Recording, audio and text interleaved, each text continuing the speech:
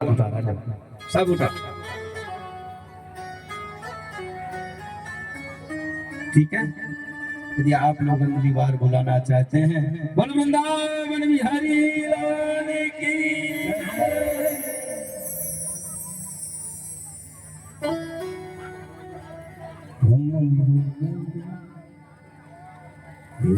गुरुदेव हो सारे तीर्थ धाम आपके चरणों में। हे गुरुदेव प्रणाम आपके चरणों में। सात समुद्र की मसी करो, कागज सब बोराए। सात समुद्र की मसी करो, पर गुरु गुण लिखा न जाए प्यारे, गुरु गुण लिखा न जाए। चारों तीर्थ धाम आपके चरणों में, चारों तीर्थ धाम आपके चरणों में। ओ हे गुरुदेव प्रणाम आपके चरणों में, चरणों में। चारों तीर्थ धाम आपके चरणों में। हे गुरुदेव प्रणाम आपके चरणों में, चरणों में। सारे तीर्थ धाम आपके चरणों में। हे गुरुदेव प्रणाम आपके चरणों में। गुरुदेव प्रणाम आपके चरणों में। ध्यान रखिएगा, आपने एक गुरु को आज वचन दिया, थोड़ा सा भी प्रेम यदि इस भागवत के प्रति हो, इस अपने गुरु के प्रति हो, तो उस वचन को निभाइएगा जरूर, भूलिएगा नहीं। सभी मिलके गाओ।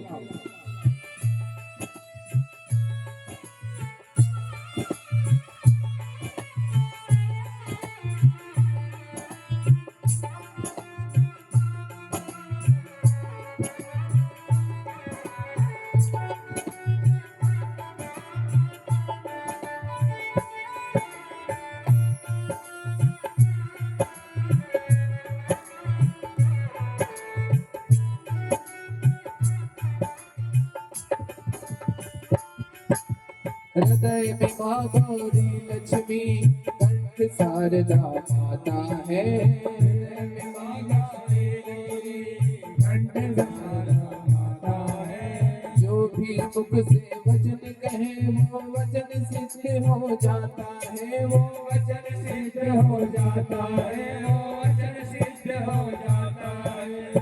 हे गुरु ब्रह्मा, हे गुरु विष्णु, हे शंकर भगवान आपके चरणों में। हे गुरुदेव प्रणाम आपके चरणों में, चरणों में। सारे तीर्थ धाम आपके चरणों में। हे गुरुदेव प्रणाम आपके चरणों में।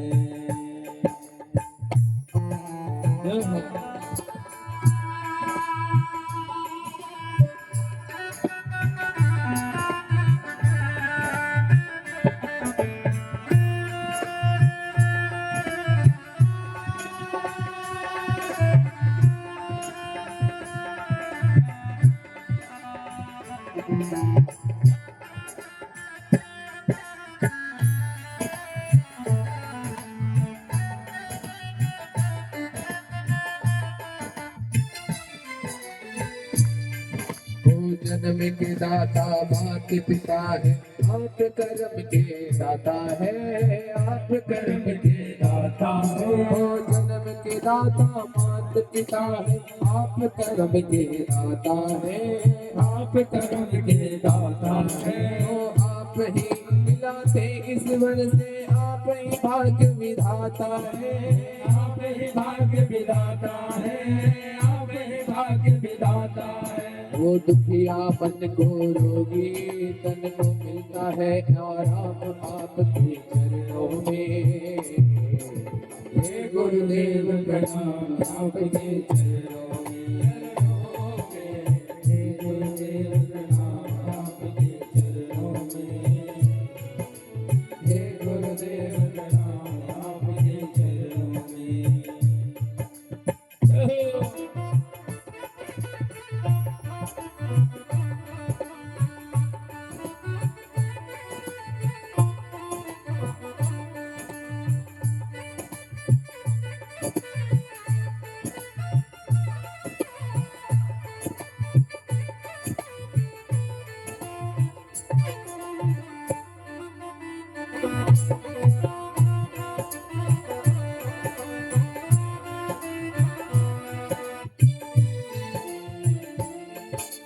निर्बल को बलवान बना दो, मूर्ख को गुणवान प्रभु।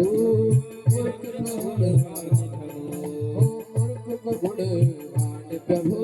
मूर्ख को गुणवान प्रभु। ओ देव कमल और वंशी को भी ज्ञान का दो वरदान प्रभु। ज्ञान करो वरदान प्रभु। ज्ञान का दो वरदान प्रभु। हे महादानी हे महाज्ञानी, हे महाज्ञानी हे महाज्ञानी, प्रभु कस्ब हो सामो आपके चरणों में। हे गुरुदेव प्रणाम आपके चरणों में। चरणों में सारे तीर्थ धाम आपके चरणों में। हे गुरुदेव प्रणाम आपके चरणों में। चरणों में सारे तीर्थ धाम आपके चरणों में।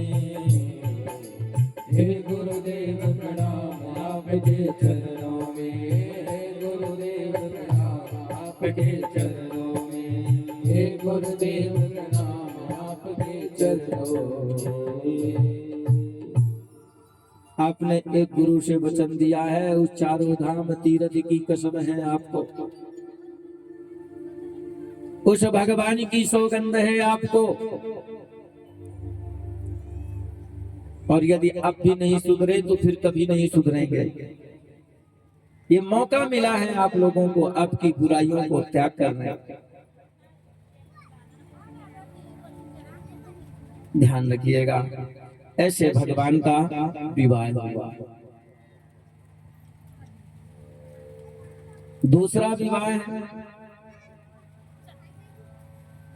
जो है जाम्बवती के साथ हुआ। तीसरा विवाह सत्यभामा के साथ हुआ। कैसे हुआ?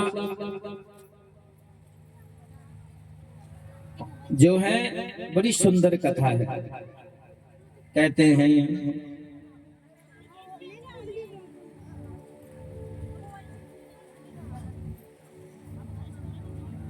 कि भगवान अपनी पत्नी रुक्मिणी के साथ बड़े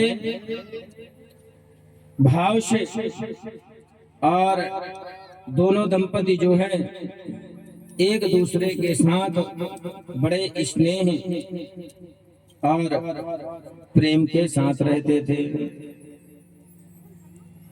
एक दिन जो है सत्यभामा के जो पिता हैं उन्होंने बड़ी भयंकर तपस्या किया। किसकी? सूर्य की उपासना किया, सूर्य भगवान की। और सूर्य की उपासना करने के बाद उन्होंने वरदान मांगा। तो वरदान के रूप में उन्होंने एक सेमंतक मणि दिया जो 8 बार सोना नित्य दिया करती थी। सत्यभामा के पिता का नाम था सत्यजित। 8 बार मतलब समझ रहे हो, लगभग 10 कुंटल। कितना? 10 कुंटल डेली वो सोना देती थी।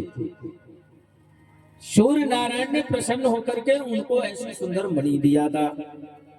और जब पैसा बढ़ता है तो घमंड भी बढ़ता है। बोलो राधे राधे, है ना? पैसा के साथ एक चीज फ्री मिलती है। क्या? बोलो राधे राधे। वो बहुत जल्दी मिल जाती है, सबको नहीं मिलती, लेकिन किसी किसी को अनायास यदि किसी ने कभी पैसा नहीं देखा हो, अचानक उसको बढ़िया सोने का, बोलो राधे राधे, है ना, मिल जाएगा तो खूब उड़ेगा, फिर आदमी को आदमी नहीं समझेगा। तो बड़े बाप की बेटी थी सत्यभामा। तो बंधुओं, भगवान ने सत्राजित से एक दिन जाकर के कहा, देखो सत्राजित, तुम कितने लोग हो? बोले, मैं, मेरी पत्नी, एक मेरा भाई है और एक मेरी बेटी। भगवान ने कहा 3.5 लोग। कितने लोग? 3.5 लोग। तुम्हारी पत्नी 1 2 और तुम्हारा भाई 3 और तुम्हारी छोटी सी बेटी, आधा उसको मान लो, 3.5 लोग। अब 3.5 लोगों के लिए 10 कुंटल सोना तो ज्यादा ही है। तो एक काम करो, ये जो तुम्हारे पास सेमंतक मणि है, ये हमारे राज्य में पहुंचा दो। उससे जो सोना आएगा वो गरीबों के काम आएगा,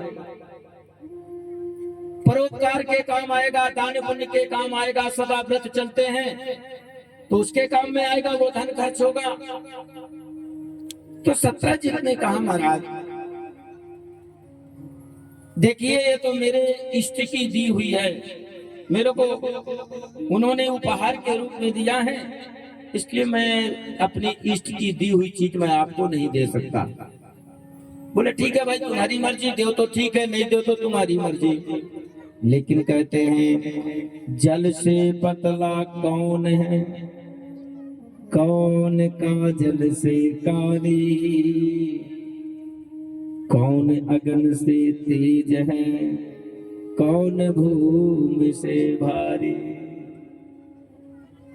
एक दिन उसका भाई वो मणि पहन करके गया, दिखाते हुए सबको, कहा शिकार खेलने के लिए गया। एक शेर ने उनके भाई को, सत्राजित के भाई को जो है बंधुओं, शेर पकड़ करके ले गया और मार दिया। और मारने के बाद उस मणि से खेलने लगा। वहीं जामवंत रहते थे, उस शेर को मणि से खेलते हुए देखा तो बोले, ये तो रत्नों की मणि है, बहुत कीमती मणि है। तो जामवंत जी ने उस शेर को मार करके उस मणि को छुड़ा लिया और उनकी एक बेटी थी जामवती, उसको दे दिए, वो खिलौना समझ करके खेलने लगी। अब सत्राजित ने अपने पत्नी से कहा, देखो मेरा भाई सेमंतक मणि पहन करके गया है, लौट करके नहीं आया है। एक दिन कन्हैया मुझसे आकर के बोले, मणि के लिए कहा था, मैंने मना कर दिया था, तो हो ना हो, मेरे को लगता है कन्हैया ने ही मरवा दिया और मणि रख लिया। अभी ये बात किसको कही? अपनी श्रीमती जी को कही। अब माताओं की तो आदत है ना, कि यदि आपने कह दिया तो ध्यान रखिएगा कि फिर माताओं के वो पेट में टिकने वाली बात नहीं है। उसने पड़ोसी से कहा, उसने उससे कहा, उसने उससे कहा, उसने उससे कहा, और देखते देखते जल्दी शीघ्र कहां तक आ गए बच्चे को। ये कन्हैया के कान तक ये आवाज पहुंच गई। इसलिए ध्यान रखना दादा, कोई आपका प्लान हो ना, हाँ, तो जब तक वो सिद्ध ना हो जाए तो उसको छुपा करके ही रखना। ये मत सोचना कि श्रीमती जी बड़ा प्रेम करती हैं हमसे, बोलो राधे राधे, और कोई हम ऐसा रस बोले, पंडित जी अच्छा तुम कराए घर में झगड़ा, बता देना, लेकिन काम सिद्ध होने के बाद। कोई बहुत ऐसी चीज है जो बताई नहीं जाती है, अगर आपको सक्सेस होना है तो फिर बोलो राधे राधे। तो भगवान ने के कान तक आवाज गई, बोले अरे हो सकता है भाई, बात करने लगे आपस में, अरे बचपन में माखन चुराता था, अब बड़ा हो गया है तो आदत थोड़ी छूट गई होगी, हो सकता है भाई सेमंतिक मणि भी रख ली हो। भगवान ने कहा बड़ी समस्या है, अपने गुरुदेव से पूछे तो गुरुदेव ने कहा तुमने चौथ का चंदा देख लिया है, इसलिए ये कलंक तुमको लगा है। अब इस कलंक को मिटाना पड़ेगा। तो जल से पतला कौन है, कौन का जल से काली, कौन अगन से तेज है, कौन भूमि से भारी। जल से पतला ज्ञान है, कलंक का जल से काली, क्रोध अगन से तेज है, पाप भूमि से भारी। भगवान ने कहा ये पाप मुझको लगा, ये कलंक लगा है। ये कलंक तो काजल से भी काला है, इसको जब तक धुला नहीं जाएगा तब तक तो मैं नींद नहीं, मैं सो नहीं पाऊंगा, चैन के साथ में नहीं पाऊंगा। भगवान गए, मरे हुए शेर को देखा। अब मरे हुए शेर को देखा, क्या देखे कि यहाँ पर जब मरे हुए शेर को देखा, बगल में देखा किसकी लाश, सत्यभामा के काका की लाश। अब बोले यहीं कहीं मरी होगी। उन्होंने ऐसे खोजते खोजते क्या देखे, जामवती जी खेल रही है। उन्होंने याचना करी। कन्हैया ने कहा देवी एक काम करो, ये मड़ी हमारे काम की है, तुम्हारे काम की नहीं, दे दो। उन्होंने कहा निश्चिंत आप ले जाइए, लेकिन इसके पहले मेरे पिताजी से पूछ लीजिए। ये मेरे पिता का दिया हुआ उपहार है, मैं बिना पिताजी से पूछे अगर मेरे पिताजी कह देंगे तो मैं आपको दे दूंगी, मेरे को क्या दिक्कत है। यदि आपको चाहिए तो आप पिताजी का इंतजार करिए। अब इंतजार करने लगे। कन्हैया रुक्मणी, कन्हैया जो है उस मणि को हाथ में लिए हुए देख रहे हैं और इंतजार करते करते अचानक जामवंत जी आ गए और पूछा नहीं, हाथ में बड़ी देखा तो टूट पड़े। किसके साथ? कन्हैया के साथ युद्ध करने लगे और ऐसा भयंकर युद्ध छिड़ा, ऐसा भयंकर युद्ध हुआ कि 27 दिन तक रात दिन लगातार जो है युद्ध हुआ। 28वें दिन उनको जो है थकावट हुई जाम्बवंत जी को। उनका शरीर यानी कि हड्डी हड्डी दर्द करने लगी। जाम्बवंत जी ने हाथ जोड़ करके बोला, भगवान आप कौन हैं? मुझे सिर्फ युद्ध में मेरे प्रभु श्री राम हरा सकते हैं, मुझे सिर्फ युद्ध में प्रभु श्री राम विजय पा सकते हैं, उनके अलावा मुझसे कोई विजय प्राप्त नहीं कर सकता। क्योंकि जब रावण मर गया तो मैंने कहा महाराज इस रावण के पूरे खानदान में मेरे बराबर मेरी बराबरी करने वाला कोई नहीं है, मेरे से कोई युद्ध लड़ने लायक नहीं है। तो मेरे शरीर में बड़ी खुजली हो रही है, मैं आपसे युद्ध करना चाहता हूँ। भगवान ने कहा देखो ये जो रूप है हमारा मर्यादा का रूप है, लोग हमें मर्यादा पुरुषोत्तम श्री राम कहते हैं, हम तुमसे युद्ध कैसे कर सकते हैं? तुम हमारे सेवक हो, हम तुम्हारे मालिक हैं। ये मालिक और सेवक का नौ युद्ध नहीं हो सकता है। दूसरी बात, 1 मिनट भी खाली टाइम नहीं है, लीला फिक्स है हमारी, कब क्या करना है ये लीला तो हमने लिखा ही नहीं, हमने इसका प्लान ही नहीं बनाया था ये लीला को। तो ठीक है जाम्बवंत तुम्हारी इच्छा है तो द्वापर तक इंतजार करना। द्वापर में हम श्री कृष्ण के रूप में आएंगे, कन्हैया के रूप में आएंगे और तुम्हारी सारी खुजली मिटा देंगे और तुम्हारी सारी इच्छा पूर्ण हो जाएगी। वही जाम्बवंत जी भगवान श्री कृष्ण के साथ युद्ध किए। जब जाकर के भगवान श्री कृष्ण से जब ऐसी बात बोला तो बोले मैं ही राम हूँ, मैं ही कृष्ण हूँ। बोले महाराज ऐसे नहीं, पहले आप मुझे दर्शन दीजिए। भगवान श्री कृष्ण ने राम के रूप में जाम्बवंत जी को दर्शन किया। बोले श्री राजा रामचंद्र भगवान की जय।